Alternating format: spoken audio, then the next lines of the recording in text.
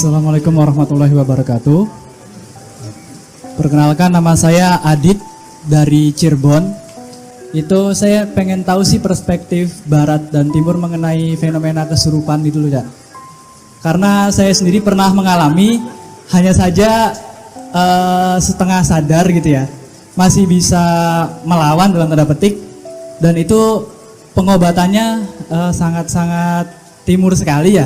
Kayak dikasih minuman gitu, terus didoain dan saya sembuh, sama diolesin sama rempah-rempah seperti itu dan sembuh. Tapi gejalanya itu mirip kayak orang demam, tapi demamnya itu seketika, dalam arti saya nggak ada gejala sakit apapun, tiba-tiba langsung panas, meriang dan meracau, nyanyi-nyanyi nggak jelas gitu ya.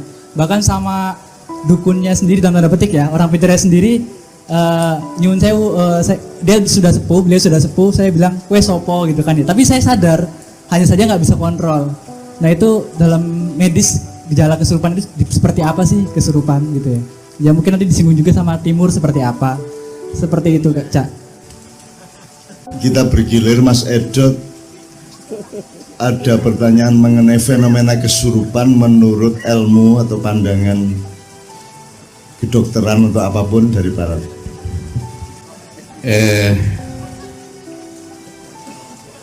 Ini agak sulit bagi kedokteran Barat untuk menerima fenomena kesurupan ini. Pasti mereka akan melihat bahwa ini ada sesuatu yang salah di struktur otaknya misalnya. Jadi karena tingginya temperatur itu akan mengubah loncatan sel ataupun elektrolit yang ada di sekitar otak, sehingga itu akan menjadi gesek. Itu kalau pandangan Barat seperti itu. Tetapi tentu pandangan Cak Nun nanti yang akan menjelaskan fenomena kesurupan itu dari sisi yang lain, dari sisi kita. Itu ekstrinsiknya dari kedokteran Barat seperti itu. Tapi saya akan menanggapi khususnya mengenai mengobati dengan air putih itu. Sebenarnya wujudnya itu air putih, tetapi struktur molekulnya akan berbeda.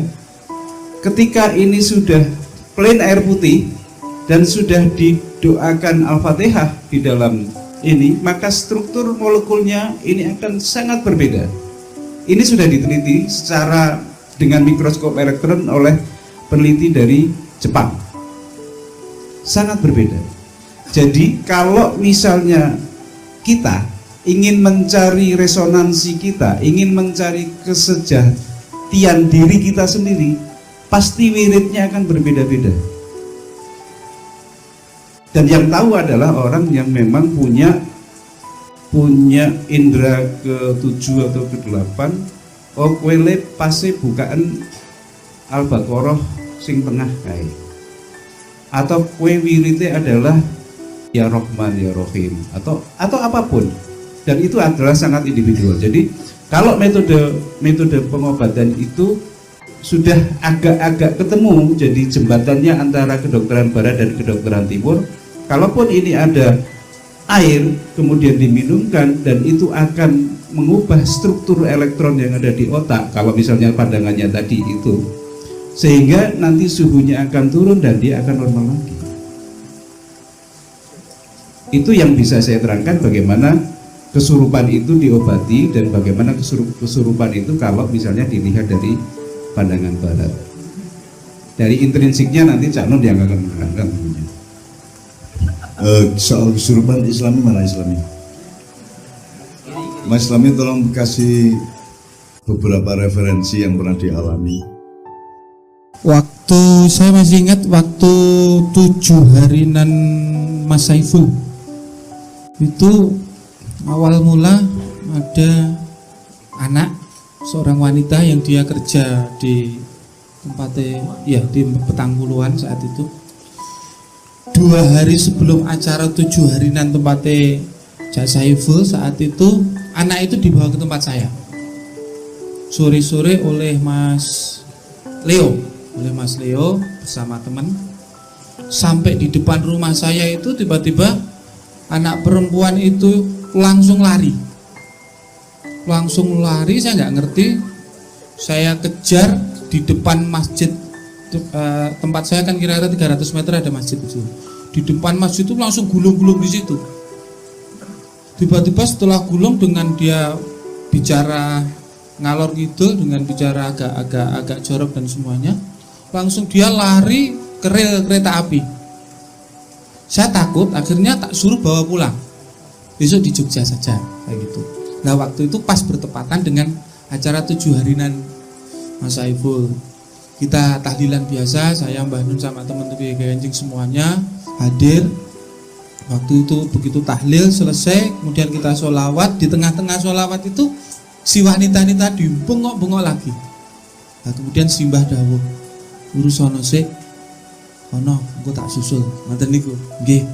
Kemudian saya ke belakang. Di situ sudah ada Pak Kirno, sama Pak Gotor dan semuanya teman-teman. Kemudian Pak Kirno sudah nangani. Kemudian begitu diambil, set gitu, bisa semaput. Kemudian langsung bangkit lagi, aku rapopo gitu. Itu saya menyaksikan sendiri. Kemudian Pak Kirno juga sama saya bingung, wah piye iki Pak D, ya wis ayo dibareng ke. Kita ambil, begitu ambil kedua set gitu, dek langsung semaput. Saya agak lega, semaputnya rada suwe gitu. Semaputnya udah ya kira-kira 5 detik lah. Setelah 5 detik ini tak pikir dia itu sadar, begitu gitu jedek itu langsung aku rapopo gitu lagi sampai 4 kali. Kemudian terpaksa kita bawa di ruang tengah. Alhamdulillah saat itu acara sudah selesai. Kita judek piye carane nangani itu. Kemudian Simbah dari depan dia mau pulang, kemudian nyempatkan untuk minggu kita piye mboten saged. Ya wis akhirnya pun didekati Simbah saat itu. Didekati Simbah itu dibilang gini, kowe melu aku ya, wis kowe arep njaluk apa tak turuti, bla bla bla banyak. Yang pasti adalah sangat dimuliakan Simbah, kemudian disayang sama Simbah, biarpun itu nggak kelihatan. Kemudian tiba-tiba si wanita ini di dalam jiwanya itu dia ngomong, lah iki kowe wong apik, ora kaya kancamu wong loro kuwi. Jadi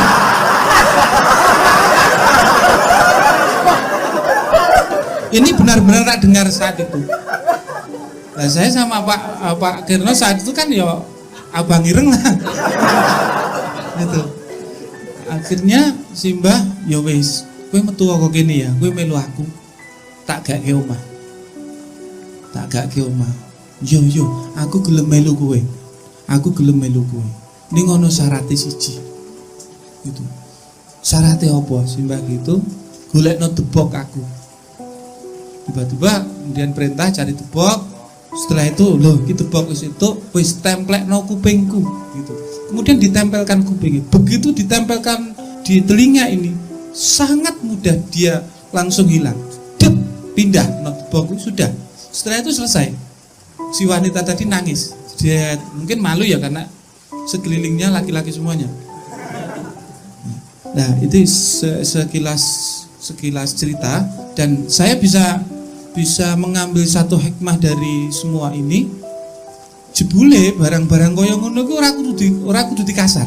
Selama ini kalau yang kita bisa lihat itu pasti dikasar untuk luar. Nah, jebul ya kudu dilus barang, ya kudu ditresnani, ya kudu disayangi gitu. Oke, saya kira itu Mbah.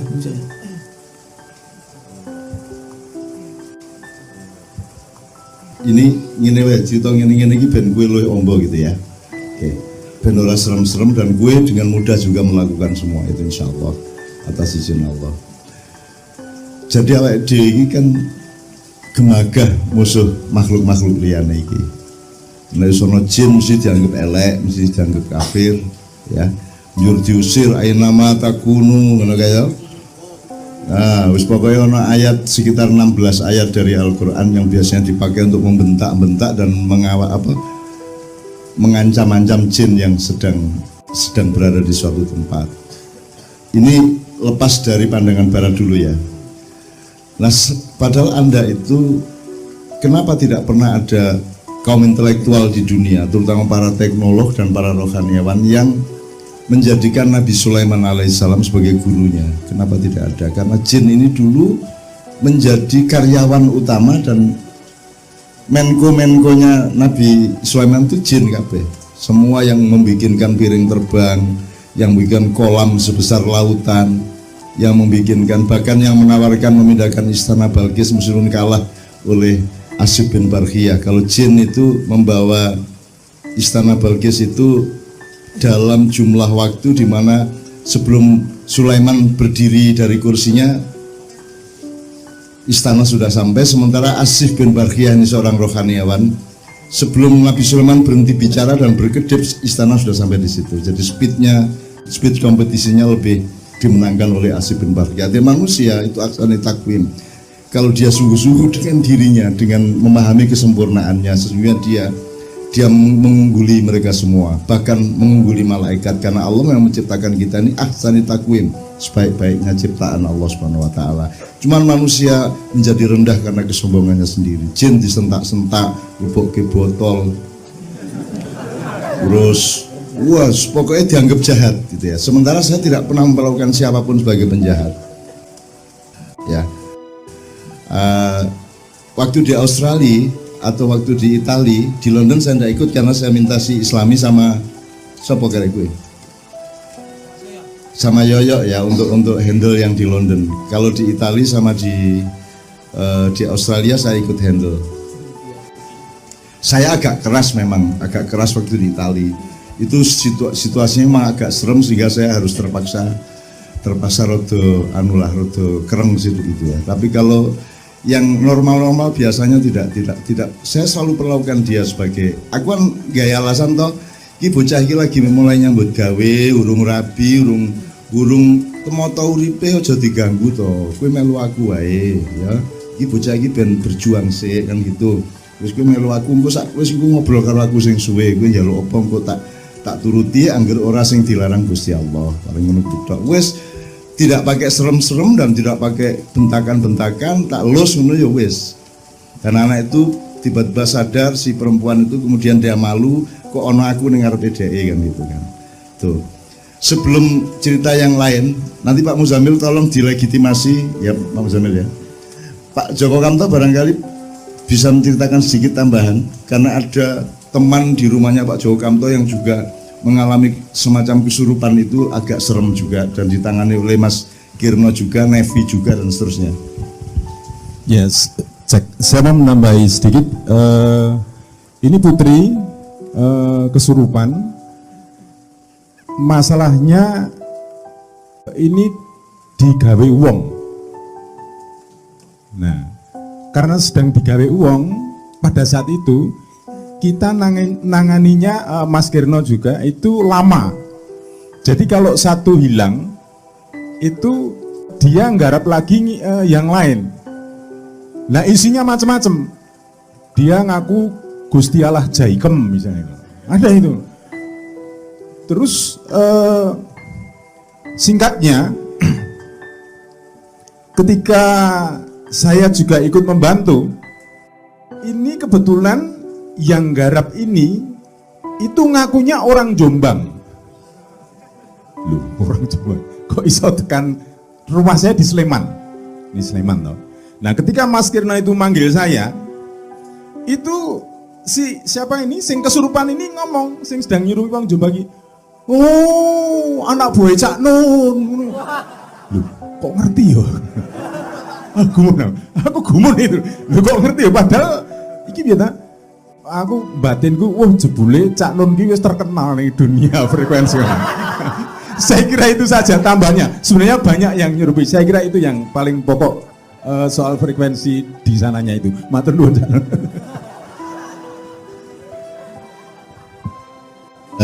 Sebelum Islam yang ya, jadi saya pernah ke Gunung Cetro itu ya. Saya ngantarkan teman-teman aliran kepercayaan bersemedi di sana.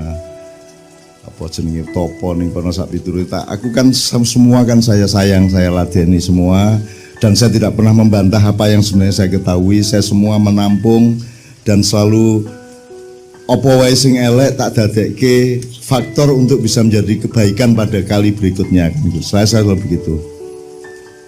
Nah, di Selesai kira-kira sampai jam 3 pagi saya di sana. Jadi ming silo ngono kae ning dhuwur angin gebes kaya ngono kae piturute lah. Tak ladeni kabeh lah. Alhamdulillah saya tidak siap dengan pakaian karena itu sangat dingin luar biasa, anginnya mobat-mabit luar biasa. Teman-teman semua sudah siap dengan mantel, dengan kemul, dengan segala macam. Aku iki meng kelamben putih ngene iki karo kaos jero ngene iki dan saya alhamdulillah tidak kedinginan. Tidak kena angin itu. Artinya gini, angin itu yang menerpa-nerpa kelambiku tapi kan ning jero ora kena dadi aku anget. Sementara teman-teman pada dingin semua. Jadi anget terus gue wis 3 jam kayak wis mulai do gelisah kayak wis kresek ono sing iki rada kesel iki Caca. Ning ora ana sing wani mungkasi.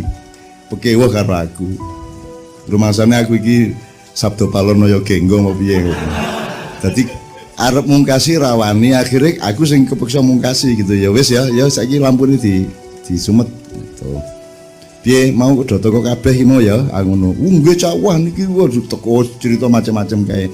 Iki arep ana kobongan ning daerah lor iki. Saus macam-macam kae ramalane kae wis aku tak ladeni kabeh. Saya ingin mengatakan kepada Anda gini. Begitu saya pulang ke Jogja baru turun di Solo, saya dapat SMS dari seorang jamaah ma'iyah dari Muntilan. Cak, tadi saya mimpi jam-jam 2, jam 3 tadi saya mimpi Cak Nun tuh pengajian yang datang jin banyak sekali. Lagi piye ta iki? Dadi aku mau mancan pengajian ning kono ya ta. Njur makiyahan karo jin-jin kuwi makiyahan ya ta. Terus ada temen yang kemudian kena kesamper frekuensi itu, kemudian dia melihat sesuatu, satu gambaran sekilas gitu bahwa yang datang ke pengajian saya itu makhluk bermacam-macam. Seperti Anda ketahui kalau manusia diciptakan Allah mulai Nabi Adam itu kan sudah pakai standarisasi, pakai proporsi, ditentukan ndase semene, awake semene, tangane dawane semene. Ya toh, nek kuwawa kethek kan tangane dawa, padha karo sikile, nek menungso kan sikile luwih dawa. Jadi manusia sudah standarisasi. Jadi nek irunge semene, raine semene itu manusia sudah rata-rata punya proporsi yang oleh Allah ditentukan estetikanya. Sementara jin itu tidak ada standarisasi. Jadi ono sing dhuwur banget, ono sing gendhik banget, ono sing irunge dawa siji, kupinge ndlawer siji, ono sing raine rada kaya kewan, awake rada kaya ula. Udah segala macam jenis, ndak karu-karuan banyaknya macam-macamnya. Dan Anda tenang-tenang aja, Anda bertauhid, Anda tidak bermaksud buruk kepada semua makhluk Allah, karena ingat tidak ada satupun yang bukan makhluk Allah. Maka kenapa kita harus berhusnudzon kepada siapapun? Sepanjang Anda berada di dalam husnudzon bersama Allah, maka semua yang lain akan berada di dalam aura kasih sayang Anda. Ya. Tambahan sedikit Mas Islamianto soal yang Itali, karena agak serem nih. Yang terlibat Imam Yoyo Islami ya, bertiga ya. Ya, ini saya lanjutkan dulu. Saya sebelum sampai cerita di Itali, saya nyambung dari Pak Joko tadi. Kira-kira 4-5 bulan yang lalu itu kan ya, saya sering ada tamu di rumah. Kebetulan saat itu ada tamu ibu-ibu tua dengan 3 anaknya. Yang satu kesurupan, itu daerah Manik ini Semarang ini, Banyumanik. Banyumanik Semarang. Aku ya kurang ngerti sakit iku Manik. Nah saat itu begitu dia datang persis jam 4 sore itu, tiba-tiba sampai rumah depan saya itu, saya keluar gitu untuk nemoni. Bar nemoni iki yang kesurupan, walah ketemu santrine Cak Nun neh. Ngoten niku. Jadi ada kata-kata itu. Saya menjadi curiga karena gini, Nun Sewu di Delanggu itu, di tempat saya Klaten Delanggu itu ada desa namanya Mendak.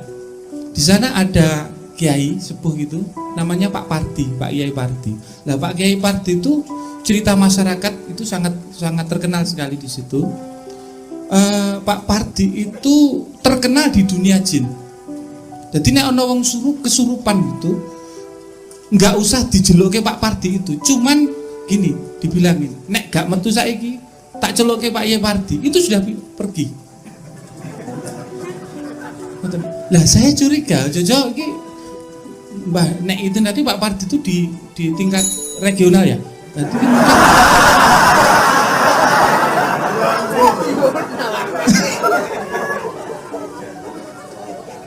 Lagi mungkin simbah ki ya wis nyatane ya nun sewu.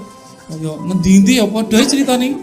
Nah, saya teruskan ke tingkat ke waktu itu di Itali. Di Itali itu ya memang sengaja aku gak ngerti loh simbah iki njuluk wong telu aku lagi kon saiki kon di Kang Imam sik, Kang Imam rawani. Kemudian ya ta Kang karo Kang Pak Yoyo ya. Nah, karo Pak Yoyo mlebu wis inteni karo kula karo simbah ngantos itu sampai hampir 10 menit itu.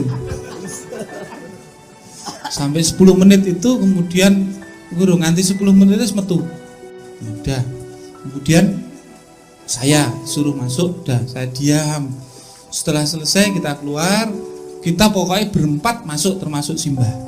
Ya nggak ngerti om saya itu ya Gusti titipi sama Gusti Allah melihat sosok sing sangat gede banget niku arep nekak simbah gini. Saya bilang sama simbah gini-gini lah, tiba-tiba simbahnya langsung misu-misui. Wah, jangan dipisu-pisu. Aku ki bingung lah iki iblis Itali ya wong mudeng.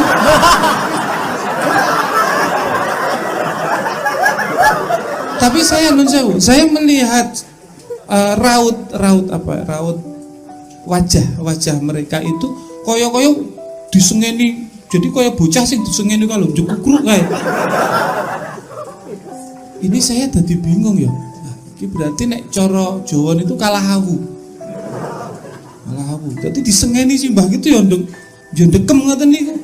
Nah, akhirnya disuruh pergi, alhamdulillah di situ semuanya jadi pergi. Waktu dulu kan di situ tempat untuk nyimpen gamelan kalau nggak salah Bali ya. Itu kadang-kadang bunyi sendiri. Jadi ora ono menungso sing nuthuk tiba-tiba muni dhewe. Nek wamene nang jero ya rada temteni gitu. Itu. Jadi nun sewu banyak keanehan yang selama ini saya dapat. Wallahu alam, tapi saya hanya yakin kabeh ku Gusti Allah. Cuman itu dah. Ya, termasuk di waktu di mana itu di London ya Pak Bid ya. Waktu London itu saya diperintahkan simbah untuk ngurusi tempatnya kalau nggak salah namanya Gomez gitu. Ya Mas Gomez itu kalau di kantor itu duduk gini di kursi gitu, tiba-tiba di tembok itu udah keluar tangan gitu sama ngeremeti gulu gitu lah. Itu nek pun gilane tadi Gomez. Untung ranji kok dompet.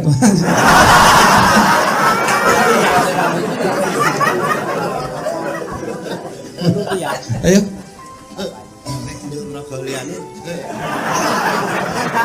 Ya ingatkan Mbak Nun saya nggak bisa teruskan karena sangat buat. Adit atau enggak adit? Nah, teman sekalian sebenarnya ya gini, supaya orang tidak terlalu salah sangka, gitu klone takhayul bid'ah dan seterusnya gini.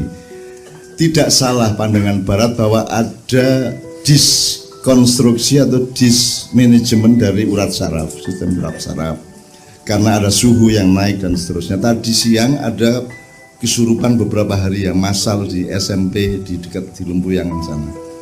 Artinya kalau urusannya adalah suhu naik, tidak mungkin sekian orang bareng-bareng suhu naik, mungkin satu orang gitu ya. Jadi ada banyak bantahan terhadap teori Barat itu.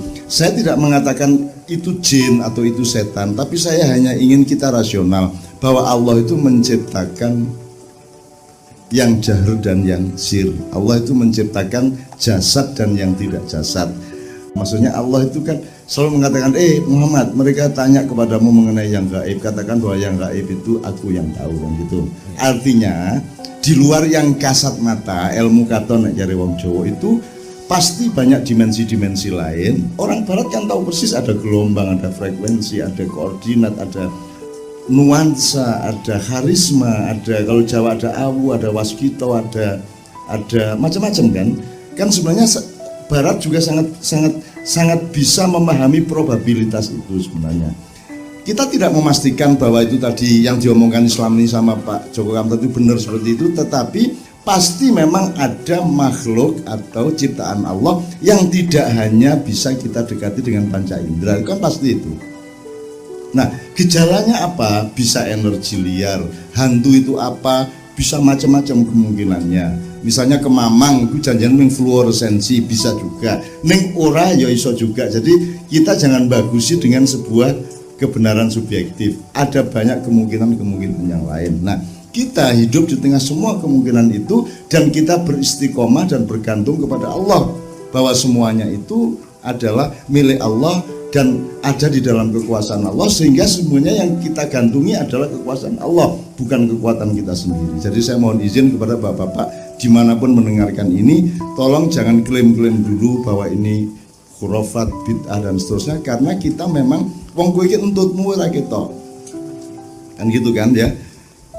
Anda kan masa tidak kagum sama televisi, kok iso metu gambare misalnya, meskipun bisa dijelaskan secara ilmu, tapi kan jelas ada yang namanya gelombang, dan gelombang itu tidak kasat mata. Wong WA-mu iso, SMS-mu iso langsung tekan Rusia, iso tekan Amerika pada detik itu juga, kan gitu. Kalau dulu kita baca berita itu nunggu 1 hari dicetak dulu kan gitu kan, pagi baru diedarkan. Sekarang kan Setia Novanto nabrak tiang, langsung semenit kemudian kita tahu, kan gitu kan. Nah, itu semua karena ada gelombang, ada frekuensi, ada arus ya yang di luar pengetahuan panca indera kita atau bahkan indera keenam kita pun gitu. Jadi teman-teman sekalian, ini semua adalah kemungkinan-kemungkinan yang terangkum di dalam apa yang Allah menyebutnya al-ghaib, alimul ghaibi wasyahada. Nah, kita ini bukan alimul ghaib, kita adalah muta'allimul ghaibi wasyahada. Apa yang ghaib bagi kita yang paling sederhana adalah sing kowe urung ngerti kuwi gaib. Begitu kowe ngerti berarti kowe makrifat, kan gitu. Wingi kowe urung ngerti nek 5 ping 5 kuwi selawe, sisuke kowe ngerti nek 5 ping 5 selawe. Wingi 5 ping 5 kuwi gaib, saiki makrifat gitu loh. Makrifat adalah ora usah serem-serem, makrifat adalah sesuatu yang sebelumnya kamu belum bisa mengerti atau melihat, kemudian kamu bisa melihat. Jadi mohon kita menstandarisasi dan mengobjektivisasi pemahaman ini, jangan pakai klaim-klaim dulu. Ya, kita semua sedang belajar, sedang berijtihad. Saya ini sedang menjalankan saran Muhammadiyah untuk ijtihad dan saran NU untuk mujahadah. Di sini kita gabungkan kedua-duanya dan kita tidak memastikan apa-apa karena yang punya kepastian hanya satu, yaitu Allah Subhanahu wa taala. Dan seterusnya ada banyak peristiwa-peristiwa. Mungkin Mas Adit bisa nambah dikit karena petugas kita untuk hal-hal seperti itu adalah Adit sama Islamianto. Adit, cerita sedikit, Adit. Di Sukoharjo ketika main itu Mas Jijiti kok kliut ngerti mak gledak lho ngapa Mas Kang Sluman pocong papat jadi Kang Sluman Kang Sluman sugus sih Mas saya lagi main perkusi kok ngerti mak mesti mak kliut gledak langsung Mas Is ke belakang ternyata itu Kang Sluman sugus oke lho Mas, jadi di sugusnya di cukup isi ya, cil nah wes aman gitu. Terus menurut kita itu gensetnya itu nutupi jalan yang biasanya mereka itu lewat gitu Mas. Dan mereka lewat ya lewat kono, jadi mereka itu juga punya jalan gede kayak ditutupi genset. Ora trimo, ono sing trimo ya luar biasa tuh Mas. Warga itu kan ono sing oh ya wes kira apa lewat melipir kayak. Ono sing ora trimo njuk ngerti-ngerti opo iki gajul buar. Dilalah kena warga sing ngono gitu loh Mas. Gajul duar mati pet waduh. Masih piye? Ayo wis ben ngeyel jan setra dundurke. Gitu ya Mas ya. Semua temen ngantuk. Terus saya kebetulan blockingnya deket Yoyo. Itu lagunya itu tempo pelan. Ceng harusnya deng gitu. Ning tak delok kowe bul tangane cenanangan.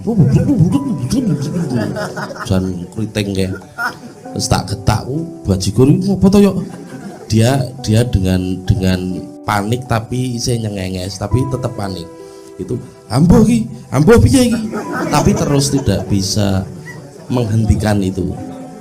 Nggak bisa ngontrol tuh, ya itu selebihnya saya ngantuk. Semua ngantuk. Mungkin itu Mbak Ambon. Oke, sangat banyak pengalaman-pengalaman seperti itu dan kita jangan terjebak pada, jadi kita harus tetap ngerti batas rasionalitas yang fisika, yang metafisika. Jadi kita tetap waspada. Jadi kita bertakwa itu artinya kita selalu waspada, akal, hati, rasa dan seterusnya. Teman sekalian, sekali lagi kita harus waspada terhadap itu semua. Ojo gampang ngeklaim, tapi juga ojo gampang percaya, tapi juga ojo gampang ora percaya. Lebih baik kita memakai peralatan yang Allah kasih ke kita, yaitu akal sehat, tapi juga kepekaan rasa. Nek kue akal sehat tok, kue kehilangan separuh. Nek kue kepekaan rasa tok, kue iso kepleset kepada separuh yang lain. Gitu. Jadi sekali lagi ini pelajaran sehari-hari ya. Jadi tidak ada yang penting amat, teman sekalian. Jangan lupa saya sangat menghormati baginda Nabi Sulaiman dan kita sangat banyak belajar kepada dia. Sayang sekali tidak pernah ada yang belajar kepada Nabi Sulaiman. Paling pol mengagumi dan memitologisasikan Nabi Khidir ya, yang peristiwanya sangat sekilas. Itu pun tidak dipelajari secara ilmiah gitu ya. Oke, ini banyak kita bisa omongkan, kapan-kapan kita tambahi lagi, tapi untuk pembelajaran kejernihan agar menemukan pas dan kesempurnaannya masing-masing gitu ya. Sekarang tepuk tangan untuk terakhir Pak Muzamil ya.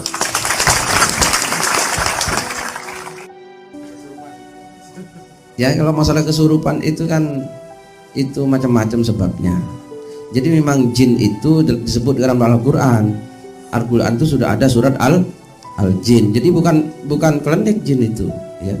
Jin itu memang sungguh-sungguh ada Al-Qur'an. Wa ma khalaqtul jinna wal insa. Dalam surat Al-Jin Allah berfirman itu ya, qul uhiya ilayya annahu istama'a nafarun minal jinni faqalu inna sami'na qur'anan ajaba yahdi ila rusdi fa amanna bihi wa annahu ta'ala jaddu rabbina mattakhadha sahibatan wala walada, dan seterusnya, wa anna minnas solihuna wa minna duna dzalik kunna tara'iqa qidada. Itu firman Allah.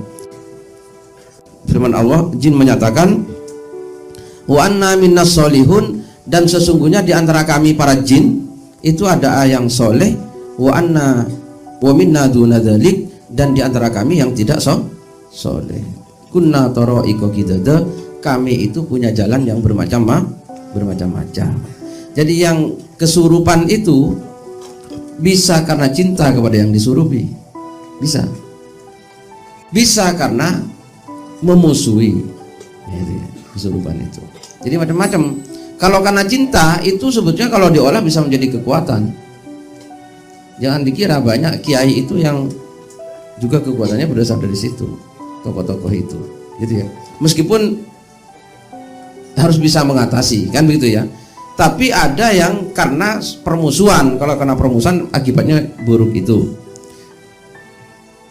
Terus ada yang karena tadi kata Mas Adit itu karena tempatnya jin kita ganggu disurupi. Maka dalam ilmu toharoh itu kalau dalam Islam kita kan tidak boleh kencing di lubang. Jadi kalau ada tanah berlubang tidak boleh kita kencingi, khawatir itu tempatnya jin. Itu kalau memang tempatnya jin sampai kencingi, nah jinnya ngamuk, bisa burungnya sampean yang di nah itu jin ya, gitu ya. Jinnya bisa ngamuk atau buang air besar di situ, itu bisa bermasalah dengan jin. Atau juga kalau dalam ilmu tohoroh juga kita tidak boleh beristinja memakai tulang, ya. Jadi tulang bisa kita buang air terus untuk menggosok kotorannya pakai tulang, itu tidak boleh karena tulang itu makanan jin. Jadi dulu jin itu pernah matur kepada Rasulullah minta dikasih makanan, maka oleh Rasulullah jin itu dikasih tulang. Nah itu ya. Jadi tulang itu bagian dari makanan jin. Itu masalah kesurupan. Mungkin itu yang bisa saya sampaikan. Terima kasih. Assalamualaikum warahmatullahi wabarakatuh.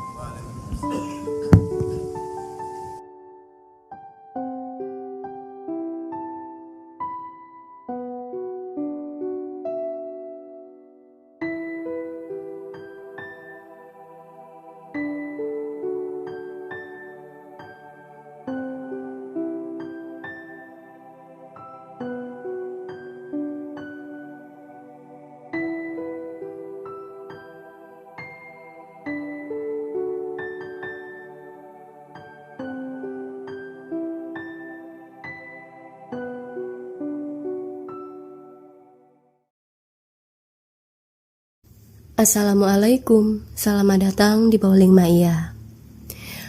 Berikut ini adalah video Sinau Bareng tahun 2018. Dan garis besar dari video ini adalah respon jawaban dari Mbah Nun kepada seorang penanya yang menanyakan perihal perspektif pandangan antara Barat dan Timur mengenai fenomena kesurupan. Dan sebatas yang dapat kami tangkap, kurang lebih berikut ini ulasan, rangkuman, atau pointernya. Poin yang pertama adalah, Mbah Nun meminta Dr. Edot untuk menerangkan pandangan medis mengenai fenomena kesurupan. Dan garis besar yang diungkapkan Dr. Edot adalah, menurut Dr. Edot, sebenarnya sangat sulit bagi kedokteran Barat untuk menerima fenomena kesurupan. Ilmu medis Barat berpendapat bahwa kesurupan itu terjadi akibat dari adanya sesuatu yang salah pada struktur otak atau syaraf. Jadi menurut medis, kesurupan adalah tingginya temperatur tubuh yang terjadi secara mendadak dan signifikan, sehingga mengakibatkan loncatan-loncatan sel atau elektrolit yang ada di sekitar otak menjadi gesek. Menurut Dr. Edot, kurang lebih itu garis besar dari pandangan kedokteran mengenai fenomena kesurupan. Intinya, ada temperatur suhu yang naik secara mendadak, sehingga perintah ke otak akan gesek dan membuat loncatan-loncatan yang tidak beraturan. Poin selanjutnya, Dr. Edot sedikit merespon mengenai pengobatan kesurupan oleh pandangan timur. Menurut beliau, selama ini kalau ada yang kesurupan, maka hal yang umum dilakukan oleh pandangan timur adalah dengan memberinya air putih yang sudah dibacakan doa-doa. Menurut Dr. Edot, fenomena ini sebenarnya rasional jika dilihat dari sudut pandang medis Barat. Karena ilmu medis Barat belum lama ini mengakui bahwa air memiliki molekul yang berbeda-beda dan molekul ini dapat mempengaruhi tubuh manusia. Jadi, meskipun secara kasat mata wujudnya adalah air putih, namun jika dilihat dengan alat modern, sebenarnya air memiliki molekul yang berbeda-beda. Contohnya, air putih biasa dengan air putih yang sudah dibacakan doa berbeda molekulnya. Bahkan air putih yang dikatai kata-kata kasar, hasil molekulnya sangat buruk. Sedangkan air putih yang dibacakan doa dikatai kata-kata baik, maka molekul yang dihasilkan sangatlah bagus. Dan molekul yang dihasilkan oleh air putih ini dapat mempengaruhi tubuh manusia yang meminumnya. Jadi sebenarnya apa yang dilakukan oleh ilmu medis timur sangat rasional. Hanya saja ilmu medis Barat baru memahaminya setelah adanya penemuan bahwa ternyata air itu hidup dan memiliki molekul yang dapat mempengaruhi tubuh manusia. Hal ini baru difahami oleh ilmu Barat setelah diteliti dengan mikroskop elektron oleh peneliti dari Jepang. Maka barulah ilmu medis Barat memahami mengapa ilmu medis Timur lebih sering menggunakan air putih yang sudah dibacakan atau dituliskan doa-doa untuk dijadikan obat. Kurang lebih itu respon jawaban dari Dr. Edot kepada penanya. Poin selanjutnya adalah respon jawaban dari Mbah Nun, dan garis besar dari yang Mbah Nun ungkapkan adalah, menurut Mbah Nun selama ini kita ini terlalu sombong dan berlaku semena-mena kepada makhluk lain. Jadi misalkan kalau ada jin itu pasti dianggap jelek, dianggap kafir, lantas dimasukkan botol, diusir, dibentak-bentak, diancam-ancam menggunakan sejumlah ayat yang ada di Al-Quran. Menurut Mbah Nun, mengapa kita jahat sekali kepada sesama makhluk Allah, padahal kita sudah dilantik sebagai khalifah? Seharusnya kita mengayomi dan menyayangi semua makhluk Allah, bukan justru sebaliknya. Dan kalau toh memang jin itu lebih banyak yang jahat, maka semestinya seluruh manusia di dunia akan terganggu. Karena faktanya jumlah jin itu beribu-ribu kali lipat lebih banyak dari manusia. Sehingga jika mayoritas dari mereka itu jahat, maka dunia akan kesurupan massal. Poin selanjutnya, Banun menyayangkan mengapa tidak ada dari para intelektual, teknolog, dan rohaniawan yang menjadikan Nabi Sulaiman sebagai gurunya. Karena faktanya, pasukan utama Nabi Sulaiman adalah jin. Kemudian, poin selanjutnya dari Mbah Nun adalah, sebenarnya tidak salah jika pandangan barat menyangka bahwa kesurupan terjadi akibat ada susunan-susunan syaraf yang salah. Karena adanya suhu tubuh yang naik secara tiba-tiba sehingga menyebabkan dis pada syaraf-syaraf. Meskipun sebenarnya ada bantahannya, misalnya bagaimana jika ada kesurupan massal, bagaimana bisa suhu naik serentak. Namun terlepas dari itu semua, Mbah Nun juga tidak menyalahkan pendapat kedokteran barat mengenai kesurupan. Karena memang ilmu barat tidak mengenal Al-Quran dan Rasulullah. Namun sebenarnya mereka jika mau mendalami, sebenarnya mereka sudah ada bekalnya. Misalkan orang barat kan kenal apa itu aura, wibawa, karisma dan sejenisnya, frekuensi, gelombang dan sejenisnya. Itu sebenarnya bisa menjadi dasar bagi kedokteran barat untuk sedikit dapat memahami gaib. Karena bagi ilmu timur yang acuan beratnya adalah Al-Quran, mereka meyakini bahwa manusia bukan satu-satunya makhluk yang hidup di dunia. Karena Allah menciptakan yang jasad dan yang roh. Dan kita harus saling menghormati supaya tidak terjadi saling usik. Poin terakhir dari Kiai Muzamil dan garis besarnya adalah Islam sudah memberitahu itu semua. Misalnya dengan tidak kencing sembarangan di lubang tanah, di pohon dan sejenisnya. Karena itu rumah mereka. Jangan juga istinja atau membersihkan kotoran BAB dengan tulang karena itu makanan mereka. Bahkan ada banyak ayat yang intinya adalah meminta perlindungan kepada Allah dari gangguan mereka, dari guna-guna, dari sihir atau falak. Kurang lebih itu intinya. Oke dulur-dulur, sampai di sini dulu ya ulasan atau pointernya. Sebenarnya masih ada begitu banyak hal yang dapat kita pelajari bersama dari kutipan video Sinau Bareng pada video ini.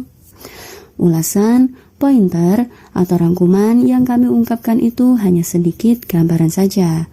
Dan semua yang kami ungkapkan itu bukanlah sebuah kebenaran, hanya saja semoga dapat sedikit menambah referensi. Mohon maaf atas semua kelemahan sudut pandang kami. Matur suwun dan sehat selalu saudaraku. Wassalamualaikum.